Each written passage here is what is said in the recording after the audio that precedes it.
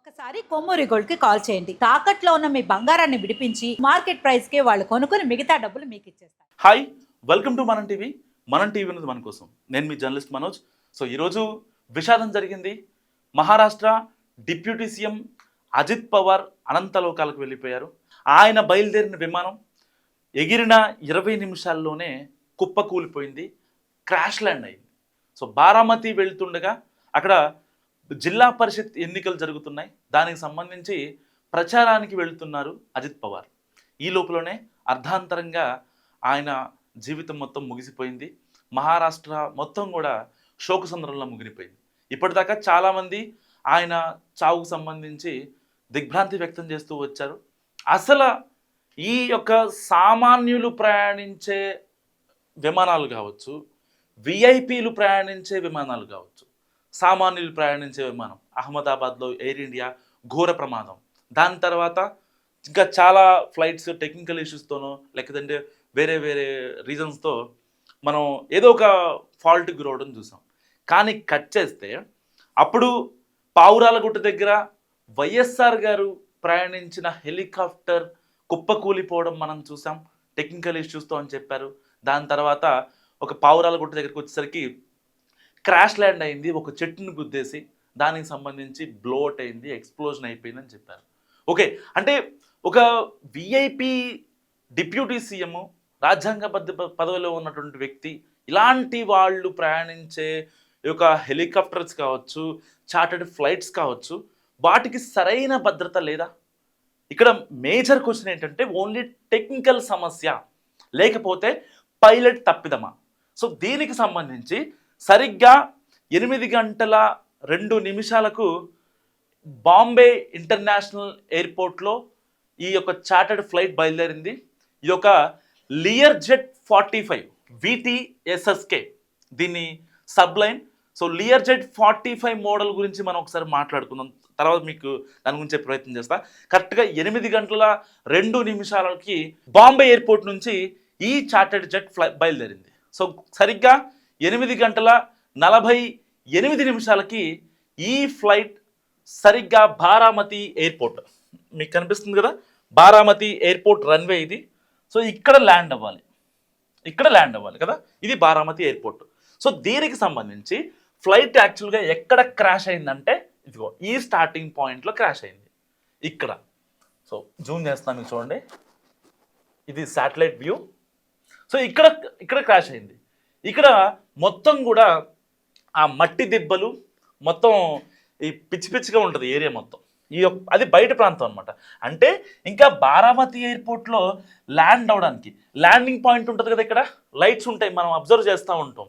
ఇప్పుడు బేగంపేట్ కానీ ఈ యొక్క చిన్న చిన్న ఎయిర్పోర్ట్లలో మనం ఈవెన్ ఇంటర్నేషనల్ ఫ్లైట్స్ దిగే చోట కూడా, ఇంటర్నేషనల్ ఎయిర్పోర్ట్స్లో కూడా మనం ఆ రెడ్ లైట్స్ని మనం రెక్టిఫై అవుతూ ఉంటాం.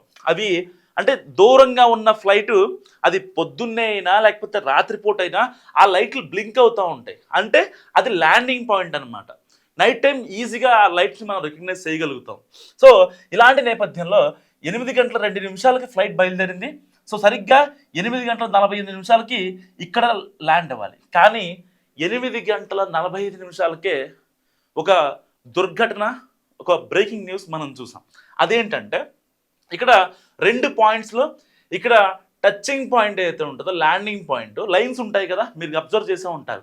ఆ లైన్స్ ఉంటాయి కదా, ఆ లైన్స్ని ప్రాపర్గా ఒకవేళ టచ్ అవ్వకపోయినా సరే క్రాష్ ల్యాండ్ అయ్యే అవకాశం ఉంది. ఎందుకంటే 2 వింగ్స్ ఆ థ్రెషోల్డ్ ఎనర్జీ, ఆ ఫ్రీక్వెన్సీ సరిగా మెయింటైన్ అవ్వకపోతే పర్టికులర్గా అది క్రాష్ ల్యాండ్ అయ్యే అవకాశం ఉంది. సో అక్కడున్న వాళ్ళు చెప్పేదాని ప్రకారం ఏంటంటే, ప్రత్యక్ష సాక్షులు ఇక్కడ ఎవరైతే ఉంటారో మా అభిమాన నాయకుడు వస్తున్నారు అని చెప్పి చాలామంది వెయిట్ చేస్తూ ఉంటారు. బేసిక్గా ఈ అరైవల్ దగ్గర వెయిట్ చేస్తూ ఉంటారు చాలామంది, అవునా? ఈ అరైవల్ దగ్గర వెయిట్ చేయకుండా ఇక్కడ కూడా ఉన్నారు. ఎందుకంటే ఇక్కడ మనకి అజిత్ పవార్ గారు చాలా కీలకమైన ఎన్సిపి నేత. దాదాపుగా 7 సార్లు వరుసగా ఎమ్మెల్యే అయ్యారు, 3 సార్లు మంత్రిగా పనిచేశారు. అండ్ ఇప్పుడు ఎన్డీఏ వచ్చిన తర్వాత ఆయన డిప్యూటీ సీఎంగా కూడా పనిచేశారు. గతంలో కూడా ఆయన డిప్యూటీ సీఎంగా పనిచేశారు. తిరుగులేని నేత. ఆయన ఎన్ని ఇబ్బందులు పడ్డారో ఆయన కెరియర్లో అంత హైట్కి ఎదగగలిగారు, అంతమంది ప్రజాభిమానాన్ని ఆయన ఓన్ చేసుకోగలిగారు. అలాంటి కీలక నేత కోసం వీళ్ళంతా ఇక్కడ వెయిట్ చేస్తున్నారు.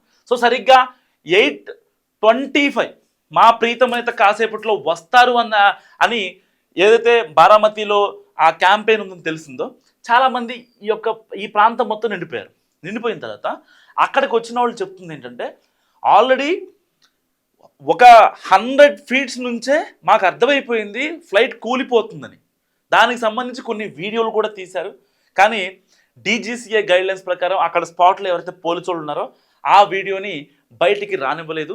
ఒకవేళ పోలీసులు దానికి సంబంధించిన వదిలే అవకాశం, ఎంక్వైరీ చేస్తారు కదా, సో డీజీసీఏ ఎంక్వైరీ పిలుపునిస్తుంది.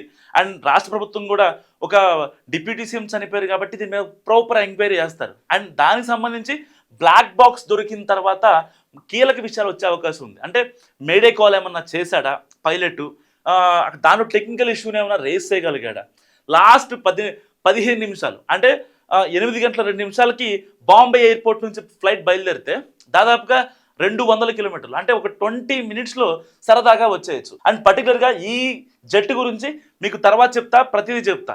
సో ఈ ఎయిర్పోర్ట్ నుంచి, బాంబే ఎయిర్పోర్ట్ నుంచి బారామతి ఎయిర్పోర్ట్కి దాదాపుగా గట్టి కొడితే 15 నిమిషాల నుంచి 20 నిమిషాల వరకు వచ్చేయచ్చు. కానీ చాలాసేపు ట్రావెల్ చేశారు. పోనీ ఫర్ ఎగ్జాంపుల్ మెల్లగా వచ్చారని అనుకుందాం. ఇక్కడ టెక్నికల్ సమస్యతో ఎందుకు క్రాష్ ల్యాండ్ అయింది, ఒక్కసారిగా పడిపోయింది ఎందుకు, సో ఒక్కసారిగా అంత బ్లోఅవుట్ ఎందుకు అయింది, మరి ఇంకేమన్నా ఫ్యూయల్ ఏమన్నా లీకేజా, లేకపోతే ఇంజన్లోకి ప్రాపర్గా ఫ్యూయల్ వెళ్ళలేదా, థ్రెషోల్డ్ ఎనర్జీ ఫ్రీక్వెన్సీ సెట్ అవ్వలేదా, ఆ వింగ్స్ యొక్క ఫ్రీక్వెన్సీ మ్యాచ్ అవ్వలేదా, సో ఇలాంటి చాలా టెక్నికల్ ఇష్యూస్ని రేస్ చేయగలిగే ప్రయత్నం మనం చేద్దాం. ఎందుకంటే ఆల్రెడీ ఒకవేళ పైలట్ తప్పిదాం అనుకోండి, అక్కడ దాకా వచ్చే ఛాన్స్ లేదు. ఎందుకంటే బారామతి ఎయిర్పోర్ట్ దగ్గరికి వచ్చేందుకు కూలిపోవాలి. ఒకవేళ ఆ యొక్క ఎమర్జెన్సీని తలపిస్తే ఆయన ఫ్లైట్ ల్యాండింగ్ ఎలాగైనా ల్యాండ్ చేద్దాం, ప్రాపర్గా ల్యాండ్ చేద్దాం అనే భాగంలో ఆయన ల్యాండ్ చేస్తున్నారా, ఇక్కడ పైలట్ యొక్క తప్పు ఉందా, లేకపోతే టెక్నికల్ ఇష్యూనా అన్న విషయాలు కూడా ఇప్పుడు మనకు రేజ్ అవుతున్నాయి. ఎందుకు అన్నానంటే సరిగ్గా బారామతి ప్రెమిసెస్లోకి ఎంటర్ అవుతున్న క్రమంలోనే ఈ యొక్క క్రాష్ ల్యాండ్ అయింది. దాని తర్వాత 6 స్పాట్లోనే చనిపోయారు. సో దీంట్లో డిప్యూటీ సీఎం అజిత్ పవార్ గారు ఉన్నారు, ఐఏఎస్లు ఉన్నారు, ఇంకా కొంతమంది అఫీషియల్స్ ఉన్నారు, 2 పైలట్లు కూడా ఉన్నారు, ఒక అమ్మాయి కూడా ఉందన్నమాట. సో క్యాబిన్ క్రూ అయితే ఉంటారు. సో దానికి సంబంధించి పర్టికులర్గా బ్లాక్ బాక్స్లో ఆ 25 మినిట్స్ 8 గంటలకి 2 నిమిషాలకి బాంబే ఎయిర్పోర్ట్ నుంచి బయలుదేరితే 8 గంటల 45 నిమిషాలకి ఫ్లైట్ ఇక్కడ బారామతి దగ్గర కూలిపోయింది, కుప్ప కూలిపోయింది. నార్మల్ ఎక్స్ప్లోజన్ కన్నా, అంటే ఒక ఫ్లైట్ కూలిన సందర్భాలు మనం చాలా చూస్తుంటాం, అమెరికాలో తరచూ జరుగుతూ ఉంటాయి ఇలాంటి సంఘటనలు. ఈ చిన్న చిన్న జట్లు చాలా మనకు కూలిపోతూ ఉంటాయి. సో నార్మల్ ఎక్స్ప్లోజన్ వస్తుంది, మహా అయితే ఒక 50 మీటర్స్ వరకు ఎక్స్ప్లోజన్ ఉంటుంది, లేకపోతే 10 to 15 కావచ్చు, 15-20 కావచ్చు. ఫ్లైట్ని బట్టి, తయారు చేసిన సంస్థని బట్టి, దాని యొక్క కెపాసిటీని బట్టి, మోసుకెళ్లే సామర్థ్యాన్ని బట్టి, ఇలాంటి వాటిని బట్టి ఇవన్నీ పారామీటర్స్తో ఆ యొక్క ఫ్లైట్ ఎక్స్ప్లోజన్ కెపాసిటీ, ఆ రేంజ్ పెరుగుతూ ఉంటుంది అనమాట. కానీ ఇక్కడ ఎక్స్ప్లోజన్ చాలా హెవీగా వచ్చింది. సో ప్రత్యక్ష సాక్షులు చెప్తున్న దాని ప్రకారం ఎక్స్ప్లోజన్ హెవీగా ఉందంటే దానికి సంబంధించిన ఫ్యూయల్ ట్యాంక్స్ ఏమన్నా లీక్ అయ్యాయా, ఎందుకంటే ఏదంటే వింగ్స్కి ఫ్యూయల్ వెళ్తూ ఉంటుంది కదా. వన్స్ ల్యాండింగ్ పాయింట్ దగ్గరికి వచ్చిన తర్వాత, ఈ ల్యాండింగ్ పాయింట్ దగ్గరికి వచ్చిన తర్వాత రైట్ సైడ్ వింగ్ కానీ లెఫ్ట్ సైడ్ వింగ్ కానీ అది ఫస్ట్ గ్రౌండ్ని చేరుకున్న తర్వాత ఆ యొక్క ఫ్రిక్షన్కి మంట వచ్చిందా, ఫ్లేమ్ వచ్చిందా, ఒక్కసారిగా పేలిపోయిందా. ఎందుకంటే ఆ యొక్క వింగ్స్ దగ్గర అయితే ఫ్యూయల్ రన్ అవుతూ ఉంటుందో అక్కడ ఫ్రిక్షన్ మొదలైతే వితిన్ ఫ్రాక్షన్ ఆఫ్ సెకండ్స్లో ఫ్లైట్ మొత్తం దగ్ధమైపోద్ది. సో ఇక్కడ కూడా జరిగింది అదే. కానీ ఇంకా నెక్స్ట్ లెవెల్లో మంటలు ఎగిసిపడ్డాయి. సో ఇన్ని కారణాల దృష్ట్యా అసలు ఏం జరిగింది అనేది మనకి మరికొద్దిసేపట్లో బ్లాక్ బాక్స్ సంబంధించిన డేటా రిలీజ్ అయ్యే అవకాశం ఉంది. వాళ్ళు అఫీషియల్గా అనౌన్స్ చేసిన తర్వాత మనం ఇంకొక వీడియో చేద్దాం. అండ్ ఇంకోటి మీకు చెప్పాలనుకుంది ఏంటంటే, ఏదైతే డిప్యూటీ సీఎం, ఇది మస్ట్గా మీరు వినాలి అండ్ మీ కామెంట్స్ కూడా నాకు అవసరం. సో ఇప్పటిదాకా పెద్దవాళ్ళైనా చిన్నవాళ్ళైనా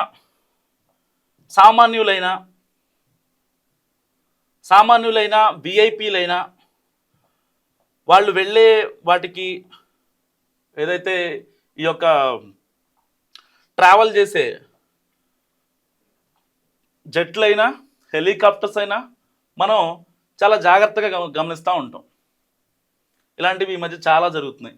డిప్యూటీ సీఎం అజిత్ పవార్ ప్రయాణించిన విమానం గురించి ఇప్పుడు సర్వత్రా ఆసక్తి నెలకొంది. అసలు ఆయన ప్రయాణించిన విమానం ఏంటి, దాని కెపాసిటీ ఎంత హైట్ ఉంటుంది, ఎంత విడ్త్ ఉంటుంది, ఎప్పుడు తయారు చేశారు, ఇలాంటివి మనం చాలా జాగ్రత్తగా నేర్చుకోవాలి.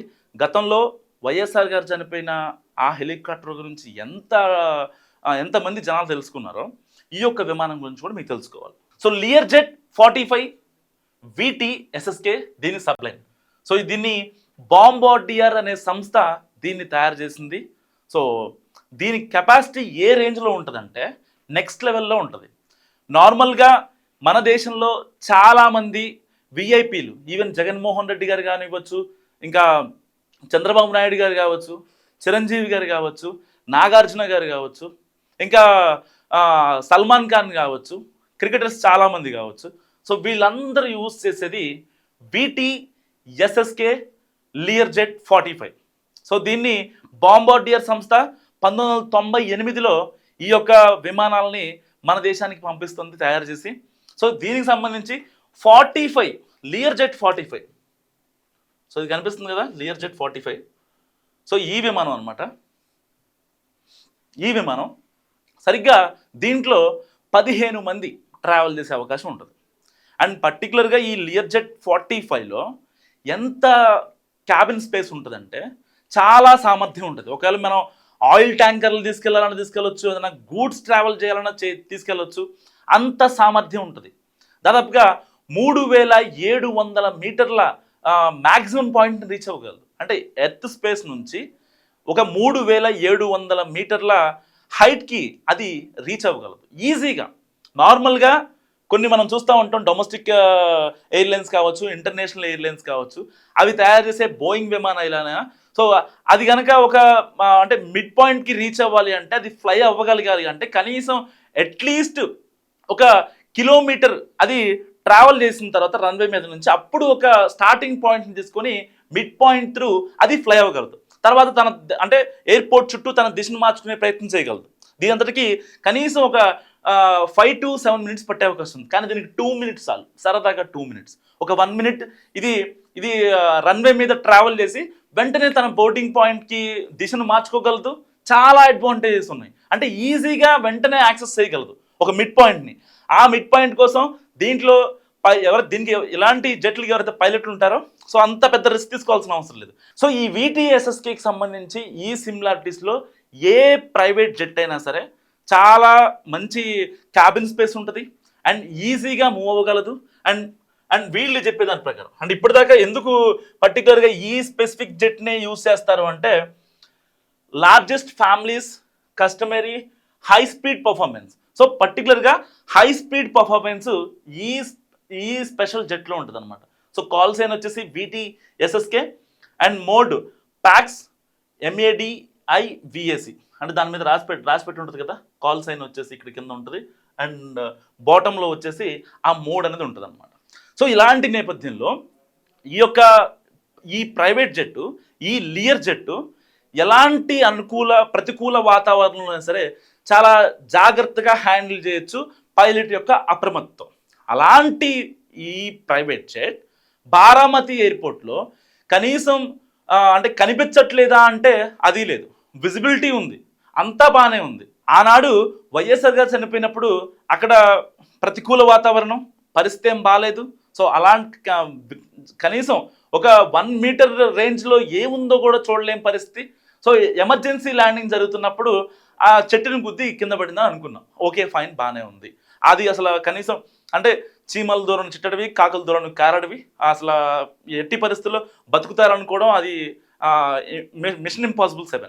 కానీ ఇక్కడ ఎదురుగా ఉన్న డెస్టినేషన్ కనిపిస్తుంది, హైట్ కనిపిస్తుంది, కింద డిప్యూటీ సీఎం కోసం వెయిట్ చేస్తున్న జనాలు కనిపిస్తున్నారు.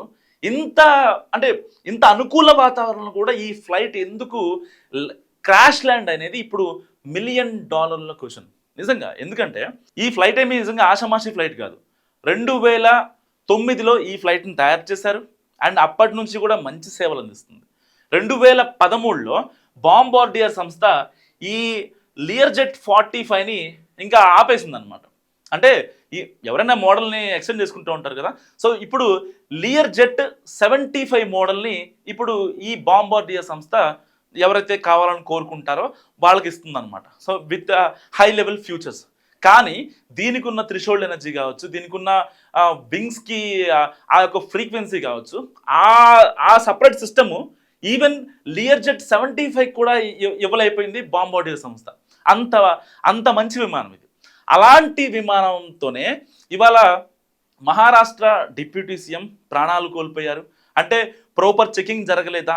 ఒక రాజ్యాంగబద్ధ పదవిలో ఉన్నటువంటి వ్యక్తి డిప్యూటీ సీఎం తర్వాత సీఎం, అలాంటి వ్యక్తి వెళ్తుంటే ప్రాపర్ చెకింగ్స్ జరగలేదా అన్న అనుమానాలు ఇప్పుడు చాలా మందిలో వ్యక్తమవుతున్నాయి. సో ఎట్టి పరిస్థితుల్లో ఈ యొక్క విమానం ల్యాండింగ్ జరిగే టైంలో ఏమైనా తేడా జరిగిందా ఇక్కడ, లేకపోతే పైలట్ ఏమన్నా తప్పిదానికి గురయ్యాడా? సో మేడే కాల్ ఎందుకు చేయలేకపోయాడు? ఇక్కడ బారామతి ఎయిర్పోర్ట్లో ఎలాంటి సిగ్నల్స్ ఈ యొక్క ఫ్లైట్ నుంచి రాలేదు. ఒక ఫ్లైట్ బయలుదేరింది, దాంట్లో డిప్యూటీ సీఎం ఉన్నారు, బాంబే నుంచి బారామతికి మరి కాసేపట్లో రాబోతుంది అన్న విషయం తెలుసు. కానీ సో దానికి సంబంధించిన రూట్ క్లియరెన్స్ అలాంటి అంతా బాగానే ఉన్నాయి. ఈ బారామతి ఎయిర్పోర్ట్ నుంచి ఎక్కువ రాకపోకలే ఉండవు, సో నార్మల్గా ఉంటుంది. అలాంటి ఎయిర్పోర్ట్లో రన్వే కూడా చాలా తక్కువ ఉంది, అండ్ ఫ్లైట్ ఏమో next level flight. So visibility అంతా అనుకూల వాతావరణం ఉంది. ఇలాంటి నేపథ్యంలో కూడా ఫ్లైట్ ఎందుకు కూలిపోయింది అన్న విషయం ఇప్పుడు డీజీసీఏ అధికారులు ప్రాథమికంగా టెక్నికల్ సమస్యను నిర్ధారించారు. సో బ్లాక్ బాక్స్ని కనుక మనం ఫైండ్ అవుట్ చేసిన తర్వాత ఇంకొన్ని విషయాలు, కీలక విషయాలు వచ్చే అవకాశం ఉంది. సో ఈ వీడియో గురించి మీరేమనుకుంటున్నారో మస్తుగా కామెంట్ చేయండి. చూస్తూనే ఉండండి మనం టీవీ.